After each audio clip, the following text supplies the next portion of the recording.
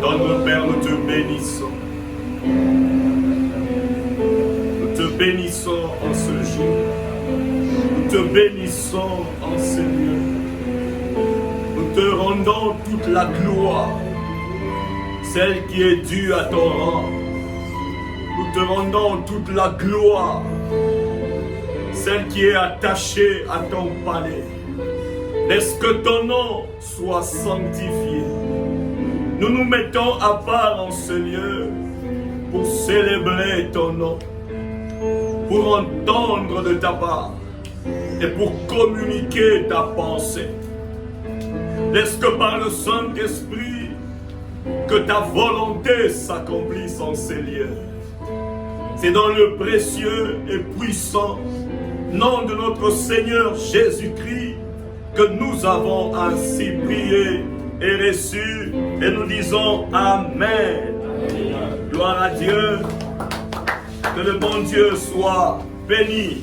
Alléluia. Que le bon Dieu soit béni. De partout où vous nous suivez, laisse que la paix du Seigneur soit avec vous. Nous avons commencé à parler sur ce puissant thème, ce merveilleux thème, ce thème qui est comme une porte par laquelle tout chrétien a commencé, chemine et terminera sa vie. Nous parlons de la sotériologie. La sotériologie qui est la doctrine du salut. Le salut qui est un message qui ne peut expirer. Le salut. Lorsque nous lisons la Bible de Genèse jusqu'à Apocalypse, on parle du salut. On parle du salut. Alors, nous aussi, nous continuons, n'est-ce pas, à entrer en profondeur pour toucher ce sujet qui est si vaste qu'on ne peut pas toucher en un jour. La sotériologie. Aujourd'hui, nous allons toucher trois points importants. Nous allons parler de la filiation, puis nous parlerons de l'adoption et nous allons terminer par la grâce. Donc aujourd'hui, nous parlerons de la filiation, puis nous allons parler de l'adoption et puis nous allons terminer aujourd'hui par la grâce. Et le mardi prochain, nous allons toucher la prédestination et l'élection. Dans le salut, il y a toutes ces choses. La filiation. Commençons par le premier point, la filiation. Je nous propose la lecture dans Éphésiens, chapitre 2, verset 11 jusqu'au verset 18.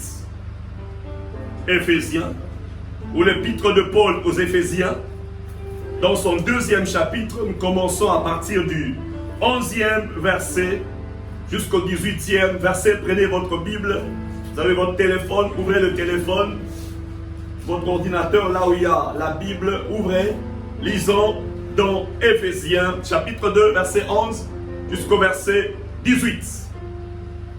C'est pourquoi vous, autrefois, païens dans la chair, appelés incirconcis par ceux qu'on appelle circoncis, et qui le sont en la chair par la main de l'homme. Souvenez-vous que vous étiez en ce temps-là, sans Christ, privés du droit de cité en Israël, étrangers aux alliances de la promesse, sans espérance et sans Dieu dans le monde. Mais maintenant, en Jésus-Christ, vous qui étiez jadis éloignés, vous avez été rapprochés par le sang du Christ. Ceci est une très bonne nouvelle. Alléluia. Mais maintenant, en Jésus-Christ, vous qui étiez jadis éloignés, vous avez été rapprochés par le sang de Christ. Car il est notre paix. Recevez la paix au nom de Jésus.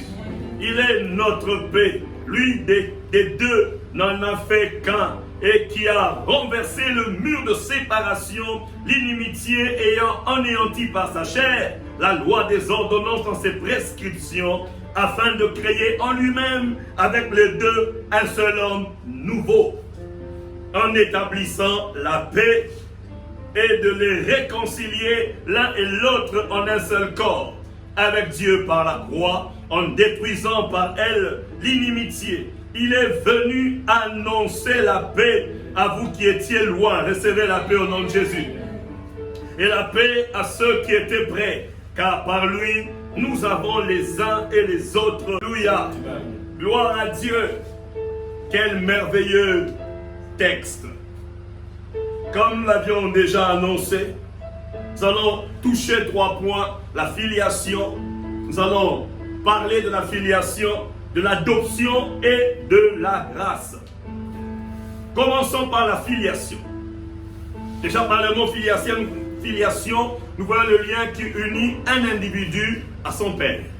Mais pour ce qui nous concerne, quand nous parlons de la filiation, nous voyons le lien qui unit le croyant, le lien qui unit le chrétien, le lien qui unit l'enfant de Dieu, le lien qui unit toute personne qui a cru en Christ Jésus, toute personne qui a donné sa vie à Jésus est liée au Père. Ah, je prie et je déclare au nom de Jésus-Christ, laisse que ce lien qui est un lien nouveau puisse déchirer, puisse anéantir tous les autres liens, que les liens ancestrales tombent au nom de Jésus, que les liens héréditaires tombent au nom de Jésus. Il y a un nouveau lien en Jésus-Christ. Jésus nous a liés au Père. Alléluia. Jésus nous a liés au Père. Rien que par ce mot, je peux annoncer que vous êtes libres. Libre des malédictions familiales, libre des limitations, libre. Quelqu'un peut crier là où il est, je suis libre parce que je suis lié à Dieu. Alléluia, gloire à Dieu. Filiation, le lien qui unit un individu à son père ou à sa mère, mais ici nous allons souligner le lien qui unit le chrétien à Dieu. Grâce à l'œuvre du Saint-Esprit, nous sommes devenus fils des dieux. Ceci est une merveilleuse nouvelle. Grâce à l'œuvre du Saint-Esprit, nous sommes devenus fils des dieux. Alors qu'avant nous étions fils du diable, avant nous étions étrangers aux promesses, avant nous étions étrangers aux alliances, avant nous étions séparés de Dieu, mais depuis que nous avons reçu Jésus-Christ comme notre Seigneur et Sauveur, notre position a changé, notre statut a changé, notre espérance a changé. Sans prier, rien que le fait que vous l'ayez reçu dans votre vie, tout avait basculé, tout avait changé. Alléluia. Selon la Bible, nous reflétons les caractéristiques de celui à qui nous appartenons spirituellement. Nous reflétons les caractéristiques, selon la Bible, de celui à qui nous appartenons spirituellement. Si vous n'êtes pas encore en Christ, vous reflétez les caractéristiques de celui à qui vous appartenez spirituellement. Voilà pourquoi Christ est venu nous attacher. Christ est venu nous délivrer de la puissance de ténèbres pour nous transporter dans son royaume, afin que nous puissions refléter sa nature, afin que nous soyons en mesure de refléter son image. Voilà pourquoi Paul dit quelque part, tel il est, tel nous sommes. Alléluia. Tel nous sommes. Dans la filiation, nous allons toucher 4 points. Nous allons toucher la régénération. Nous allons toucher la nécessité de la nouvelle naissance. Nous allons toucher l'origine divine de la régénération. Et nous allons toucher la réalisation de la régénération. Puisque nous sommes en Christ, puisque nous sommes unis à Dieu, qu'est-ce qui arrive? Nous sommes régénérés. Nous sommes nés de nouveau. Nous sommes régénérés, nous sommes nés de nouveau. Par la régénération, nous voyons une œuvre surnaturelle du Saint-Esprit qui se produit lorsque nous recevons Christ dans nos vies. Lorsque nous recevons Jésus-Christ dans notre vie, il produit en nous la nouvelle naissance. Il nous régénère, il nous transforme, il nous change. Et cette œuvre n'est pas une œuvre des pasteurs. Cette œuvre n'est pas une œuvre des évangélistes. Cette œuvre n'est pas une œuvre des apôtres, ni des prophètes, ni des enseignants, mais cette œuvre est une œuvre qui est provoquée par le Saint-Esprit lui-même. Lorsqu'il parle dans votre esprit, il impose dans votre esprit la conviction du péché et il vous convainc et vous confessez et cela vous amène à la régénération, à la nouvelle naissance. Par la régénération, nous voyons cette œuvre de Dieu en nous. Quand nous parlons de la justification fait allusion à notre nouveau statut. Alors que la régénération renvoie à la nouvelle nature. La justification. Le fait que Dieu nous ait justifiés fait allusion à notre nouveau statut. Une personne que Dieu a justifiée est son fils, est devenu son enfant. Il a un nouveau statut. Mais quand nous parlons de la régénération, ici nous voyons une nouvelle vie. Lorsque Nicodème voit Jésus faire des choses que lui n'avait pas appris par la loi. Lui, rabbin qu'il était, mais cependant, il voit un autre qui n'est pas passé par son école, mais cependant, qui fait des choses qui lui dépassent. Il va auprès de Jésus et regardez, il n'appelle pas Jésus par son nom, mais il commence par dire Rabbi, commence par dire Maître. Personne ne peut faire ce que tu fais si Dieu n'est pas avec toi. Nicodème, attiré par les signes, attiré par les prodiges, attiré par les miracles que Jésus sortait dans son ministère. Et Jésus lui dit ce que plusieurs négligent. Jésus lui dit, si tu ne nais d'eau et d'esprit, tu ne peux entrer dans le royaume des cieux.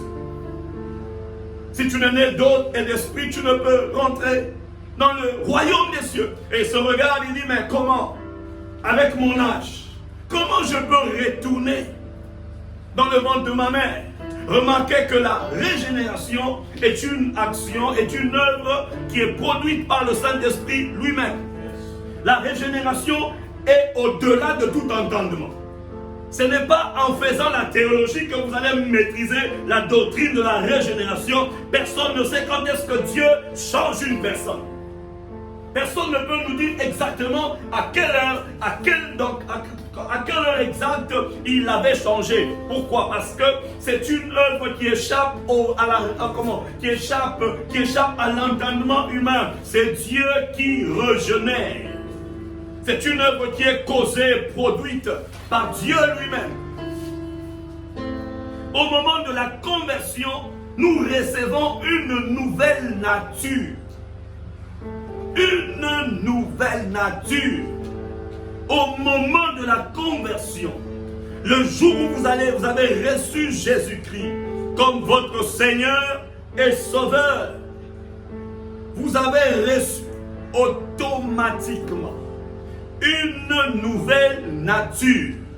Le jour où vous avez reçu Jésus, si vous ne l'avez pas encore reçu, recevez-le maintenant. Quand vous recevez Jésus comme votre Seigneur et Sauveur, automatiquement, vous recevez la nouvelle nature. Et en même temps, par l'adoption, un nouveau statut. Lorsqu'on reçoit Jésus, on reçoit une nouvelle nature et on reçoit un nouveau statut. Voilà pourquoi il est écrit, vous connaîtrez la vérité et la vérité vous affranchira.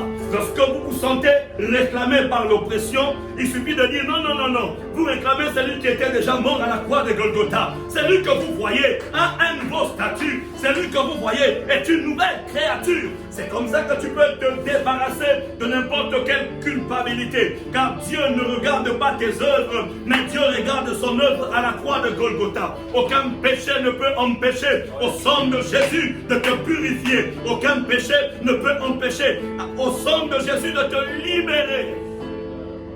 Lorsque je reçois Jésus-Christ comme mon Seigneur et Sauveur, automatiquement, l'ancien moi n'existe plus. Je deviens une créature si nouvelle. Alléluia. Je dis une créature si nouvelle. Je dis une créature si nouvelles, les choses anciennes passent si vite et les choses nouvelles commencent à exister dans ma vie. Gloire à Dieu.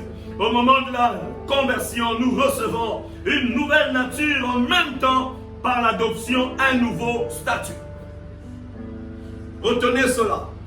Quand vous avez reçu Jésus-Christ comme votre Seigneur et Sauveur, vous avez reçu la nouvelle nature et en même temps un nouveau statut. Alléluia. Oh mon Dieu. Une nouvelle nature et un nouveau statut. Un nouveau statut. Sur la terre, il existe des statuts tels que célibataire et puis marié, veuf, veuve, ainsi de suite. Lorsqu'on reçoit Jésus, on devient automatiquement enfant de Dieu. On devient automatiquement enfant de Dieu. C'est que vous ne comprenez pas ce que Jésus-Christ sur la terre est le modèle de ce que nous devons être. Voilà pourquoi quand nous lisons Jean 3,16, il est écrit « Car Dieu a tant aimé le monde qu'il a donné son Fils unique ». Pourquoi Dieu avait donné son Fils unique? Dieu a donné son Fils unique pour que ce Fils unique soit pour nous une référence, soit pour nous un modèle. Alléluia. Tu peux marcher dans le miracle. Tu peux prononcer des choses et voir ces choses arriver.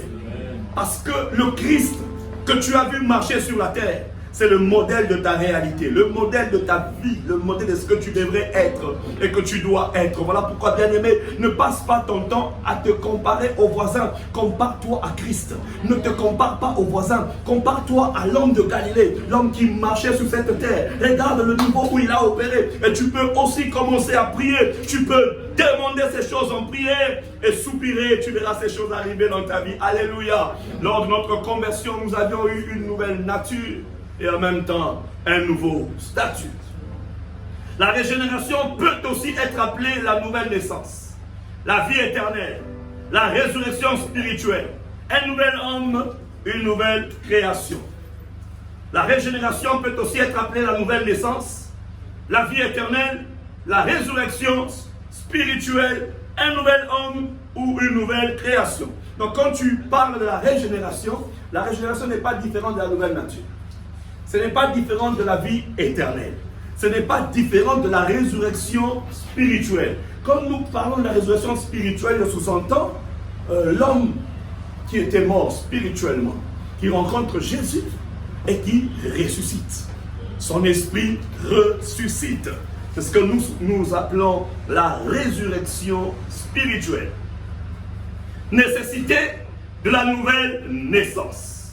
À cause de notre nature déchue, de notre mort spirituelle, nous avons besoin de la régénération. Nous avons besoin de la vie spirituelle. Nous en avons besoin. Car tous ont péché et sont privés de la gloire de Dieu. Voilà pourquoi quand nous venons vers Dieu, nous avons besoin d'être régénérés. Nous avons besoin de naître de nouveau. Personne ne peut dire non, moi je n'ai pas besoin de naître de nouveau. Non, tu es de la descendance d'Adam. Étant de la descendance d'Adam, tous nous péchons. Tous nous naissons dans le péché. C'est la régénération qui vient te changer de position, qui vient te donner un nouveau statut, qui vient te donner une nouvelle nature. Nous l'avons déjà dit, l'origine divine de la régénération, elle est une œuvre surnaturelle de Dieu. L'Église doit prier pour des conversions. L'Église doit prier pour qu'il y ait de régénération. Vous savez, bien aimé, lorsqu'on entre dans l'Église par la fenêtre, c'est compliqué. Lorsqu'on entre dans l'Église sans qu'il y ait une séparation entre notre vie passée et notre vie présente, c'est compliqué. Tous ceux qui devraient être à l'Église devraient avoir une ancienne vie et une nouvelle vie. Tous ceux qui devraient être à l'Église, ou tous ceux qui sont à l'Église, doivent avoir une ancienne vie et une nouvelle vie. Et cette ancienne vie doit être clouée à la croix de Golgotha. Il faut qu'il y ait une séparation totale, complète, de l'homme que j'étais avant que je ne reçoive Jésus-Christ comme mon Seigneur et Sauveur. Mais malheureusement aujourd'hui, au lieu que l'on se convertisse dehors, on vient se convertir à l'église.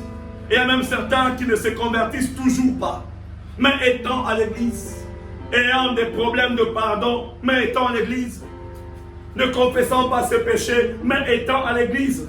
Et pourtant, bien aimés dans le Seigneur, nous entrons dans l'église par la voie de la repentance, par la voie de la conversion. Un chrétien qui a honte de confesser n'est pas un chrétien. Un chrétien qui ne connaît pas la valeur du pardon n'est pas un chrétien. Car nous sommes sauvés par le pardon que nous avons reçu venant des dieux. Nous avions compris la valeur du pardon des dieux et nous avons donné nos vies en confessant nos péchés. Et nous comprenons que Dieu nous a pardonnés. Et nous demandons au Saint-Esprit de nous aider afin de continuer cette marche chrétienne qu'on ne peut continuer sans lui. Qu'on ne peut continuer sans lui. Nous disons, la régénération est d'origine divine. C'est le Saint-Esprit qui vient la provoquer. C'est le Saint-Esprit qui la commence. Voilà pourquoi, bien aimé, dans le Seigneur, tout témoignage, toute conversion est un miracle. Toute conversion est un miracle. Toute conversion est un miracle. Toute conversion est un miracle. Toute conversion est un miracle. Rentre dans ta vie, ce n'est pas un serment de 3 phrases qui t'a sauvé. C'est peut-être un mot. Pour d'autres, c'est un geste. Pour d'autres, c'était une image. Et je ne sais pas toi. Qu'est-ce que Dieu avait utilisé pour te gagner, pour te sauver, pour que tu te convertisses? Mais quel que soit le moyen utilisé par Dieu, je sais qu'il avait quitté son trône, qu'il est descendu sur la terre. Bien que pour toi, regarde la valeur qu'il te donne. Si tu l'as déjà reçu, ne l'abandonne pas. Si tu ne l'as pas encore reçu, c'est le moment de le recevoir. Et si tu l'as déjà reçu, attache-toi à lui. Quoi qu'il en soit, alléluia. Gloire à Dieu. La réalisation de la régénération. La régénération et la repentance sont 2 aspects de l'œuvre divine au sein de l'homme. La repentance, nous pouvons la voir dans nos vies par nos actes. On peut dire cet homme s'est repenti. Pourquoi? Parce que il a changé. Sa façon de parler a changé. Sa façon de marcher a changé. Il s'est détourné. Il a changé ses voix. Il a changé son langage. Donc dans la repentance, nous voyons l'aspect qui touche l'humain. Mais dans la régénération, nous voyons l'aspect qui touche au divin. Au divin. Dieu produit la régénération en nous et l'homme répond par la repentance. Alléluia. Dieu produit de la régénération en nous et l'homme répond par la repentance. Je me suis repenti parce que Dieu a pompé en moi le vent de la régénération qui m'a chassé du ténèbre et qui m'a ramené dans la lumière. Bien-aimé dans le Seigneur, ne te glorifie pas parce que tu es chrétien. Tu n'es pas chrétien par toi-même, tu es chrétien parce que Dieu a produit en toi la régénération.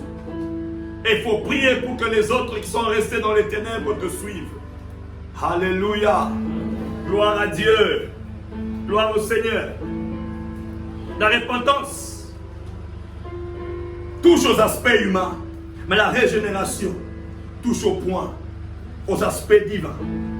Le Saint-Esprit et la parole de Dieu travaillent ensemble. Le Saint-Esprit et la parole de Dieu travaillent ensemble. Voilà pourquoi nous sommes appelés à aller gagner des âmes. Nous sommes appelés à enseigner. Nous sommes appelés à prêcher l'évangile. Et le Saint-Esprit touchera, prendra cette parole et va l'imposer dans les esprits des hommes. Va l'imposer dans l'homme et va produire dans cet homme ce que nous appelons la régénération, ce que nous appelons la résurrection spirituelle, ce que nous appelons la nouvelle naissance, ce que nous appelons la vie éternelle. Voici quelques résultats de la régénération. Premièrement, elle marque le début d'une nouvelle vie selon les Saintes Écritures. La régénération marque le début. Elle marque le commencement. Elle commence dans la vie du chrétien, la marche chrétienne. La marche chrétienne. C'est sur la terre. Pour qu'on t'appelle être vivant, il faut que tu naisses dans le royaume des cieux. Pour commencer la marche chrétienne, il faut aussi passer par la naissance, la régénération, la nouvelle naissance. Alléluia. Elle marque le début d'une nouvelle vie selon les Saintes Écritures. Deuxièmement, elle marque la communion du chrétien avec le Saint-Esprit comme base de sa croissance chrétienne. J'entends des gens dire, pasteur, je n'avance pas, pasteur, je n'évolue pas, pasteur, je n'arrive pas à lire ma Bible, je n'arrive pas à prier, je n'arrive pas à me détacher. Vous avez juste besoin de la communion avec le Saint-Esprit. Apprenez à développer la communion avec le Saint-Esprit. Développer la communion avec le Saint-Esprit. Développer la communion avec le Saint-Esprit. Vous aviez reçu Jésus comme votre Seigneur et Sauveur, mais Jésus avait promis à l'Église en disant, je m'en vais, mais je ne vous délaisserai pas orphelin. Je vous enverrai un autre moi-même. Je vous enverrai le Consolateur. Je vous enverrai le Paraclétos. Il vous conduira dans toute la vérité. Vous ne pouvez pas vivre seul la vie chrétienne pendant que le Saint-Esprit est là. Il est temps que tu t'assoies. Il est temps que tu fléchisses tes genoux pour dire, Saint-Esprit, j'ai besoin de toi. Viens, guide-moi et tu verras, des choses vont changer. Toutes ces choses qui te compliquent, roulera comme sur un rail. Tout va changer. Apprends à parler au Saint-Esprit. Apprends à développer une communion intime, une communion personnelle, où tu sais qu'il est là pour t'aider. Il est là pour t'aider. Alors pourquoi souffrir seul? Le Saint-Esprit est là pour m'aider. Il est là pour m'aider. Elle marque la communion du chrétien avec le Saint-Esprit. Quand nous disons j'ai reçu Jésus, en d'autres termes, tu as reçu le Saint-Esprit. Alléluia. Quand nous disons, as-tu déjà reçu Jésus-Christ comme ton Seigneur et Sauveur? Pourquoi nous soulignons si nous avons reçu Jésus-Christ? C'est pour dire, as-tu été à la croix? Alléluia. Il était à la croix, mais maintenant c'est lui qui vit avec nous, c'est le Saint-Esprit. Alléluia. As-tu été à la croix? Oui, j'ai été à la croix. Maintenant, quand Jésus quitte la croix, tout est glorieux. Et il dit aux disciples, ne soyez pas pressés, ne quittez pas la salle haute, la chambre haute, restez là. Après la conversion, bien aimé dans le Seigneur, il faut que tu aies une chambre haute. Tout chrétien qui continue a eu une chambre haute. Et la chambre haute du chrétien n'est pas une chambre haute périodique, c'est une chambre haute de tous les jours. Alléluia. Où tous les jours je reconnais que je suis faible, je ne peux rien sans toi. Saint-Esprit, viens, guide-moi, donne-moi les paroles, donne-moi les mots, donne-moi les phrases. Impose mes sentiments dans mon cœur, impose mes désirs, impose mes émotions, impose ma marche. Tu peux même aller jusqu'à demander l'habit que tu dois porter demain. Bien-aimé dans le Seigneur, il est temps que tu comprennes que le Saint-Esprit peut t'aider même dans les petits comme dans les grands détails. Il peut toucher les petits comme les grands détails et te donner à aller très loin. Très loin. Toute vie chrétienne qui a commencé par une chambre haute est une vie qui a été propulsée. Amen. Est une vie qui a été propulsée. Ils ont été avec Jésus, mais Jésus leur dit, ne vous éloignez pas, ne soyez pas pressés, attendez celui qui doit venir, lorsqu'il viendra. Et quand il est venu, le Pierre d'avant la Pentecôte et le Pierre d'après la Pentecôte, c'est deux personnes différentes. Bien-aimé, communique avec le Saint-Esprit et l'homme d'hier sera différent de l'homme de demain. L'homme de maintenant, la femme de demain sera différente de la femme du lendemain. Alléluia. Gloire à Dieu, gloire au Seigneur. Elle marque la communion du chrétien avec le Saint-Esprit comme base, comment? Elle marque la communion du Saint-Esprit, elle marque la communion du chrétien avec le Saint-Esprit comme base de sa croissance chrétienne. Troisièmement, le chrétien devient une habitation.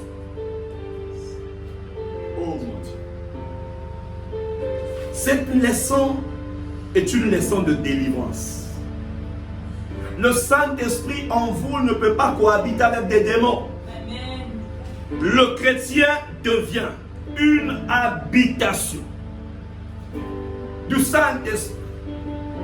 Il fait de son corps le temple du Saint-Esprit. Dieu, depuis Genèse, a toujours désiré vivre avec l'homme. Mais le Dieu du Nouveau Testament a fait de l'homme sa demeure. Mon Dieu. Au lieu que l'homme aille à la montagne, l'homme doit rentrer en lui-même. C'est la raison pour laquelle ton cœur n'est pas un endroit où tu dois garder les pensées impures. Ton cœur n'est pas un endroit où tu dois garder les pensées impures, les rancunes et autres. Non. Ton cœur est un endroit où tu dois te sanctifier. Parce que tu sais que c'est le temple du Saint-Esprit. Le chrétien devient une habitation du Saint-Esprit. Quatrièmement,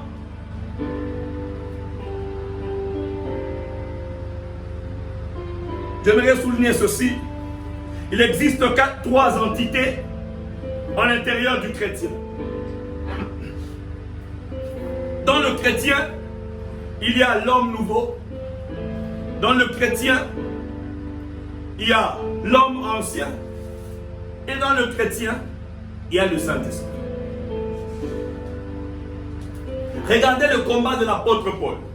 Le bien que je ne veux pas, le bien que je veux faire, je n'arrive pas à le faire. Mais c'est le mal que je ne veux pas faire que je fais. Tant que nous serons sur la terre, il y aura ce combat. Il y a le combat du vieil homme et le combat de l'homme nouveau.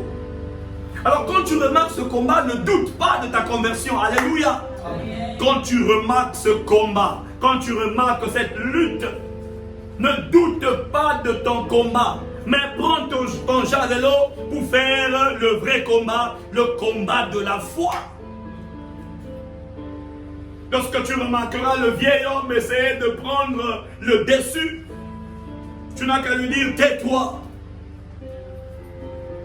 Je suis libre. Je suis sauvé.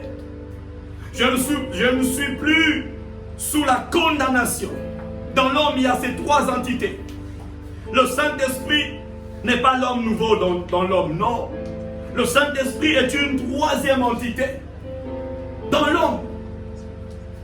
Dans l'homme. Le rétrograde est celui qui a attristé le Saint-Esprit et qui se laisse influencer par son vieil homme. Mais cependant, le chrétien est celui qui se laisse influencer par le Saint-Esprit. Celui qui s'est mis sous l'influence du Saint-Esprit. N'est-il pas écrit, marchez selon l'Esprit et vous n'accomplirez pas les désirs de la chair. C'est-à-dire, nous vivons avec nos désirs. Les désirs de la chair ne sont pas partis. Ils sont là. Ils sont là, ils sont là. Mais cependant, on remarque la différence entre ceux qui ont soumis leur vie au Saint-Esprit et ceux qui ne l'ont pas fait. Bien-aimés dans le Seigneur, attention. En nous, il y a la nouvelle nature. En nous, il y a l'ancienne nature. Et en nous, il y a le Saint-Esprit. Le chrétien a une nature renouvelée sous l'influence dominante du Saint-Esprit. Le chrétien, c'est tout être qui a une nature renouvelée sous l'influence dominante du Saint-Esprit. C'est là que cette notion de la volonté de Dieu intervient. Jésus nous a appris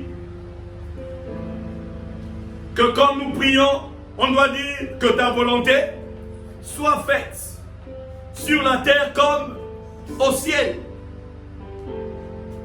Sur la terre comme au ciel. L'homme qui se laisse dominer par le Saint-Esprit est une personne qui a cloué, qui a renoncé à sa propre volonté. Quand vous entendez quelqu'un dire « Je suis tombé dans ce péché-là parce qu'il était plus fort que moi », là vous avez une personne qui n'est pas soumise à l'influence dominante du Saint-Esprit dans sa vie. Ou une personne qui s'est laissée distraire pendant un moment et retenir en passant. Dans le spirituel, les blagues n'existent pas. Il n'y a pas un temps de distraction dans le spirituel. Parce que le diable sait qu'il n'a pas assez de temps. Alors il utilise n'importe quelle heure, n'importe quelle minute, n'importe quelle seconde. Et Jésus ne nous a-t-il pas exhortés à rester éveillés, à veiller et à prier? Alléluia. Gloire à Dieu. Gloire au Seigneur. Lorsque vous maîtrisez ces choses, lorsque vous comprenez l'importance du Saint-Esprit, chaque matin quand vous vous réveillez, la première des choses à faire serait de vous soumettre à son influence. Serait de vous soumettre à sa domination. Serait de vous soumettre à son contrôle. Serait de dire, Saint-Esprit, la journée commence. Je ne la connais pas. Mais toi, tu la connais. Car il n'y a rien qui t'échappe. Je viens m'abandonner sous ton contrôle afin que tu puisses me guider, m'influencer, m'animer, m'orienter, m'amener là où tu m'attends. Amen. Gloire à Dieu. Nous abordons notre deuxième point du jour, l'adoption. L'adoption. Romains 8, verset 15. L'adoption. Et vous n'avez pas reçu un esprit de servitude. Quelqu'un peut dire non, je n'ai pas reçu un esprit de servitude. Oh, là où tu es, dis-le très fort, je n'ai pas reçu un esprit de servitude. Je n'ai pas reçu un esprit de servitude. Je n'ai pas reçu un esprit de servitude. Oui, c'est une déclaration, une délivrance au même moment. C'est une délivrance, c'est une liberté. Les chaînes tombent. Je n'ai pas reçu un esprit de servitude. Je n'ai pas reçu un esprit de servitude. Il n'y a pas un géant quelque part qui me contrôle. Car l'œil de Dieu est sur moi. Le regard de Dieu est sur moi. Le regard de Dieu est sur moi. Le regard de Dieu est sur moi. Au lieu d'enseigner sur la fausse monnaie, il faudrait que nous puissions montrer la vraie monnaie. Alléluia. Vous connaîtrez Jésus et Jésus vous affranchira. Vous connaîtrez la vérité et la vérité vous affranchira. Et regardez comment Paul aborde ce verset. Il dit, mon Dieu, et vous n'avez pas reçu un esprit de servitude. Regardez ce qui s'est passé le jour où le Saint-Esprit est descendu. Les hommes qui étaient enfermés sont sortis. Oh mon Dieu. Quelle image! Des hommes qui étaient cachés, des hommes qui avaient peur de la mort, sont sortis et ils ont affronté. Et ils utilisaient le nom qu'on leur défendait d'utiliser. Bien-aimé, le Saint-Esprit te permet d'aller au-delà de limites. Le Saint-Esprit te permet d'aller au-delà des frontières. Le Saint-Esprit te permet de vivre au-delà de n'importe quelle maladie, qui est corona ou pas corona. Nous n'avons pas reçu un esprit de servitude. Nous n'avons pas reçu le corona. Nous avons reçu Jésus. Mon Dieu. Alléluia. Paul dit, vous n'avez pas reçu un esprit de servitude pour être encore dans la crainte. Bannis la crainte au nom de Jésus. Bannis la crainte. Bannis la crainte. Bannis la crainte. Le corona ne met pas la fin au monde. Bannis la crainte. Ta vie continue. Bannis la crainte. Bannis la crainte. Bannis la crainte. Mais vous avez reçu un esprit d'adoption. Oh là. Un esprit d'adoption par lequel nous crions Abba, Père. Moïse n'a pas eu cette grâce. Élie n'a pas eu cette grâce. Oh mon Dieu. David n'a pas eu cette grâce. Salomon n'a pas eu cette grâce. Mais toi et moi, nous avons la grâce d'appeler le Créateur Père. D'appeler le Créateur Père. Mon Dieu. Nous avons été adoptés. Nous avons été adoptés. Il dit, mais vous avez reçu un esprit d'adoption par lequel nous crions Abba, Père. Voici le sens de l'adoption. Comme la justification fait allusion à notre statut, il reflète la terminologie de la famille plutôt que celle du tribunal. Quand je crie Père, je ne vois pas le juge.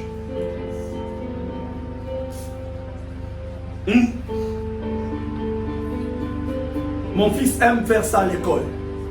Quand ses amis m'appellent pasteur, il dit non. Quand ses amis m'appellent papa, il dit non, non. Il n'est pas votre père, il est votre pasteur. Il est mon père. Il est mon père. Vous savez, sur la terre, Dieu nous a tellement élevés. Il nous a tellement élevés. Il nous a élevés au-dessus des autres créatures. Il nous a donné la grâce de l'appeler Père.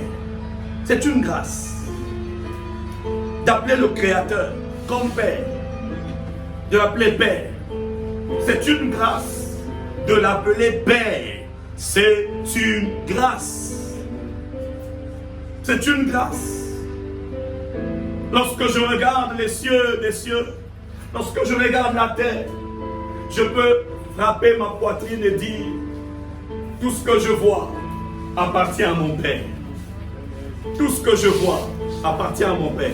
Tout ce que je vois appartient à mon Père. Amen. Amen. Amen. Donc avant de voir le juge, vois d'abord ton Père.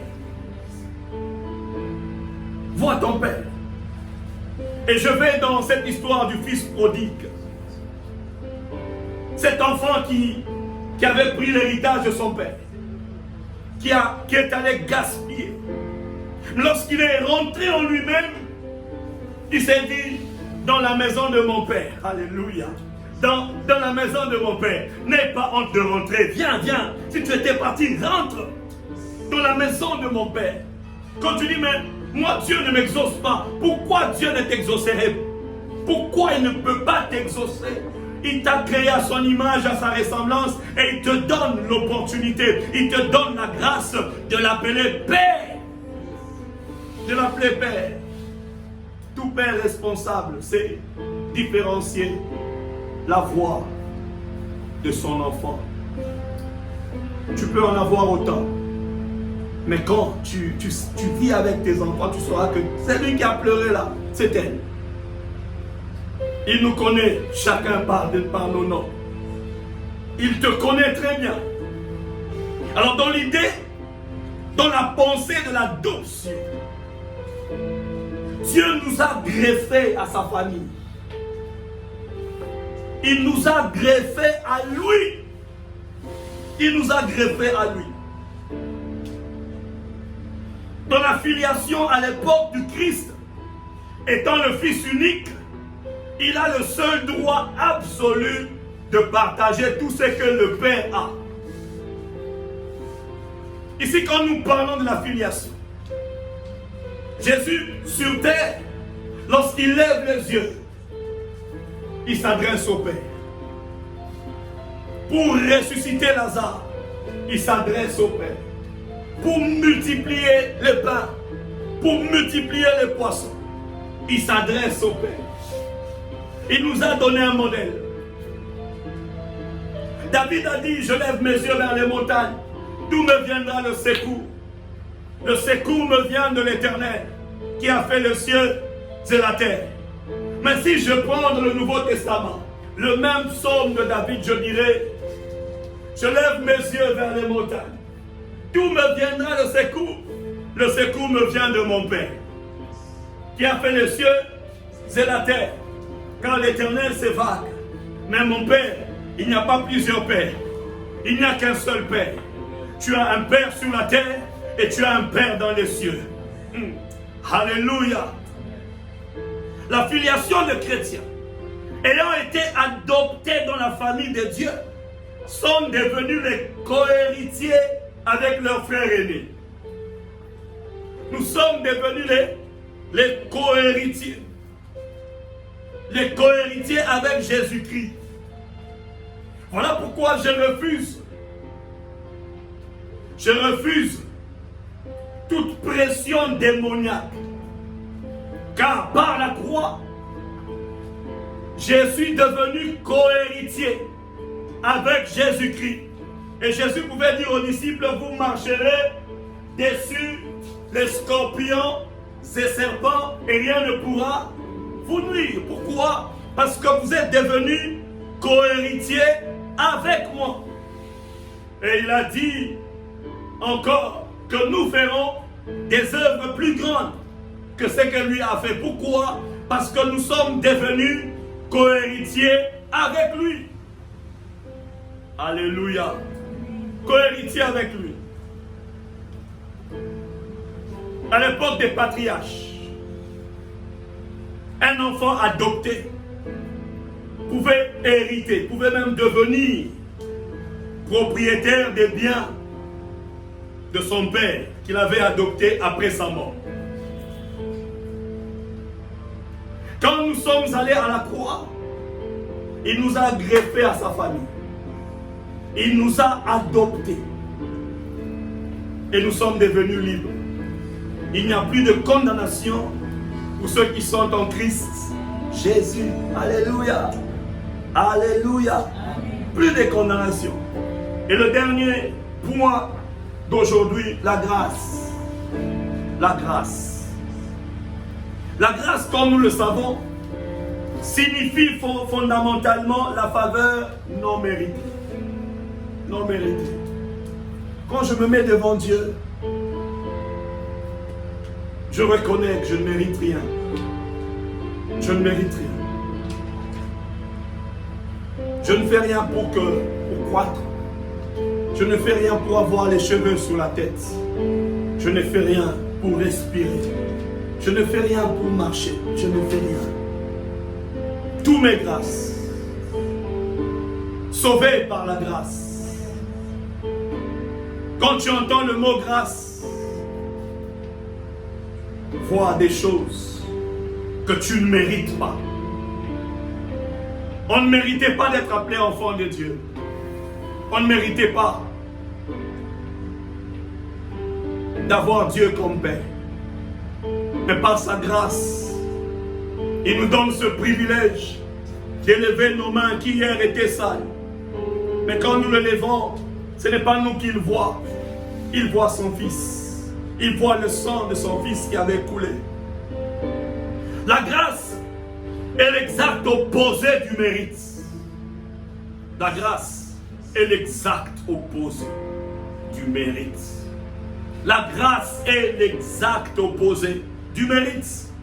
De sorte que lorsqu'on peut avoir 50% de grâce, qu'on ne peut avoir 50% de grâce et 50% de mérite. On ne peut pas. Ça ne tient pas. Où tu dis, j'ai fait 50%. Et Dieu a fait les 50. Et je suis sauvé. Non. Nous sommes sauvés au moyen de la foi par la grâce. Éphésiens 2, versets 8 à 10, nous dit, car c'est par grâce que vous êtes sauvés, par le moyen de la foi.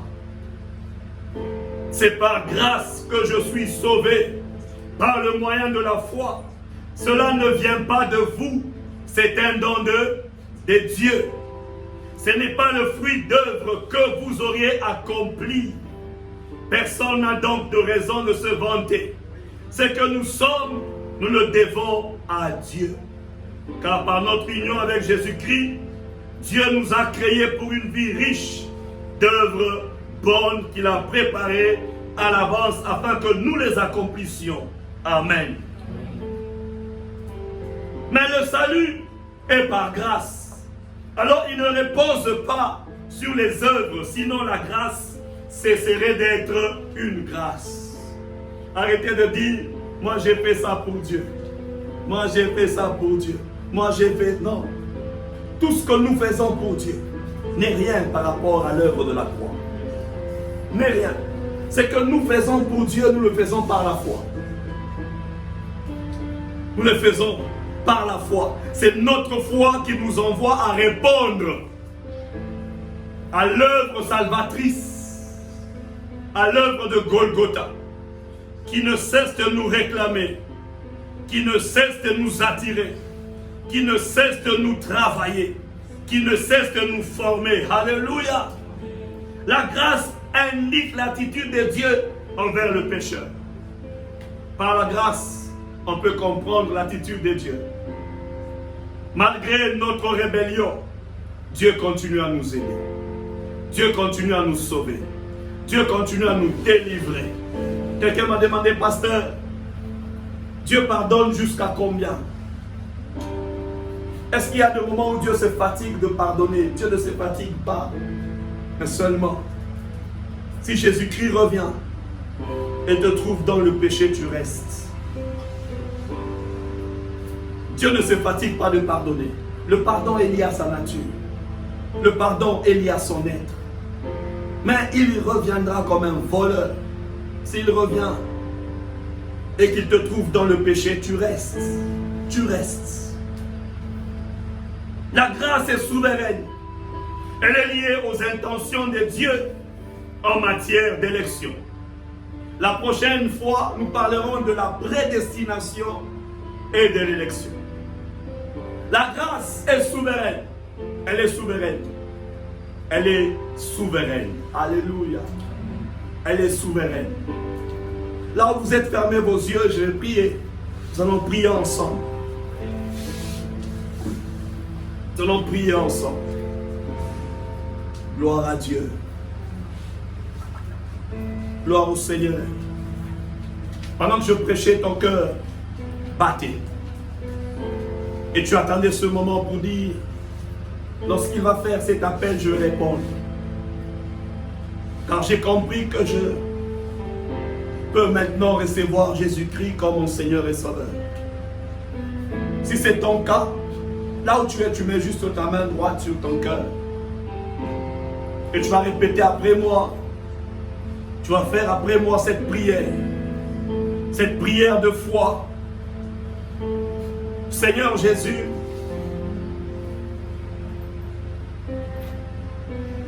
merci pour tes bontés. Merci pour ta compassion. Pour moi, tu as quitté le ciel et tu es allé à la croix pour me sauver. Aujourd'hui, je te reçois comme mon Seigneur et Sauveur. Merci d'effacer mes péchés et de me donner une nouvelle nature, ainsi qu'un nouveau statut. Saint-Esprit, oriente mes pas. Saint-Esprit, dirige ma vie. C'est au nom puissant de Jésus que j'ai ainsi prié et reçu. Tu es devenu enfant de Dieu. Tu es devenu enfant de Dieu. Tes péchés sont pardonnés. Ton nom est inscrit dans le livre de vie. Et le Saint-Esprit est là pour t'aider à garder ta foi jusqu'à l'avènement de notre Seigneur Jésus-Christ.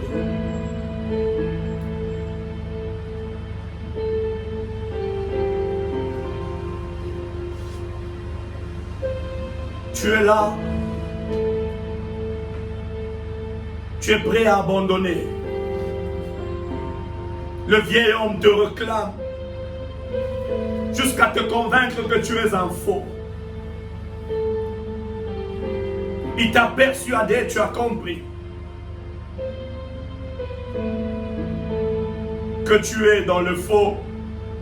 Et tu dis la vie chrétienne, C'est pour d'autres personnes, moi je ne saurais pas.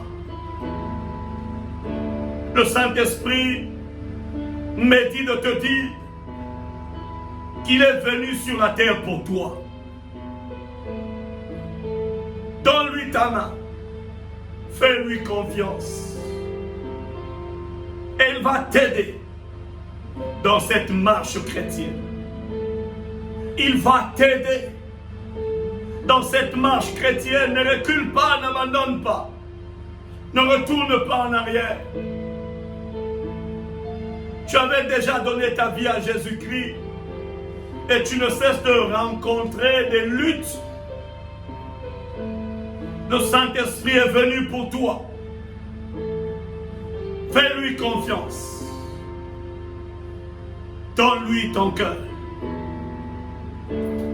Et il va te propulser. Il va t'aider. Il va t'amener au-delà des passions de la jeunesse, au-delà de la convoitise des yeux, au-delà de la convoitise de ce monde. Saint-Esprit, je te prie d'enlever les écailles des yeux. Je te prie de produire la régénération. Impose ta nouvelle nature dans nos vies, dans la vie de quiconque me suit maintenant. Je prie, Saint-Esprit. Je prie, Saint-Esprit, qu'il y ait séparation entre le vieil homme et l'homme nouveau. Je le déclare, je le confesse. Au nom de Jésus, au nom de Jésus, au nom de Jésus, au nom de Jésus, impose des fruits dignes de la repentance dans nos vies. Impose un nouveau langage. Impose une nouvelle marche. Impose, impose, impose. Impose. Donne à quiconque me suit maintenant de te ressembler. Te ressembler. Te ressembler. Te ressembler. Te ressembler. Je te le demande au nom de Jésus. Au nom de Jésus. Impose le dégoût du mal, le dégoût du péché. Délivre, Seigneur, qui est de réveil dans des maisons, qui est de réveil partout. Partout ce message arrivera. Saint-Esprit, impose ton langage, impose ta vie. Impose, impose, impose, impose, impose, impose, impose, impose. Sans toi, nous ne pouvons rien faire. Sans toi, nous ne pouvons vivre cette vie. Nous ne pouvons marcher avec Christ. Nous ne pouvons refléter son image sans toi. Voilà pourquoi je t'appelle. En ce moment, viens et dirige nos pas. Viens et conduis nos vies. Merci parce que tu m'as exaucé. C'est dans le précieux et puissant nom de Jésus que nous avons ainsi prié et reçu. Et nous acclamons le Seigneur.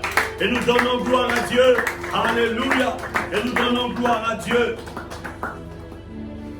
Amen. Amen.